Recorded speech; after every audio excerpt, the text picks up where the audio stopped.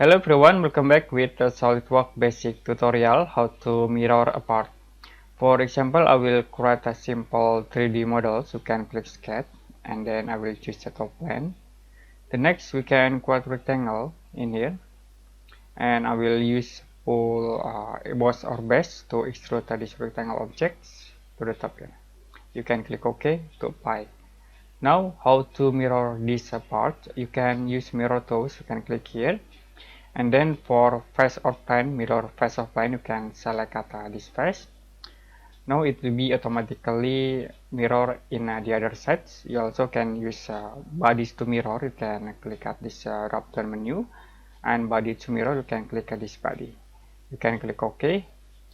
So it will be automatically mirror and combine between these two objects. The other option, you can use reference for mirror planes. You can click here, you can click a plane and I will select up this face.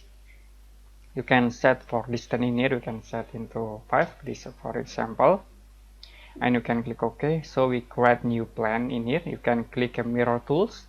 The next for mirror face, you can select this plane 1. Okay, it will be automatically selected for plane 1, and mirror body, you can select this body.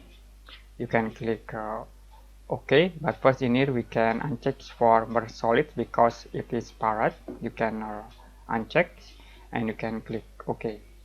So it will be automatically correct mirror body in the other set. You can see in this option. Okay, enough today for Solidworks basic tutorial how to mirror a part. If you have any question about this tutorial, you can comment below this video.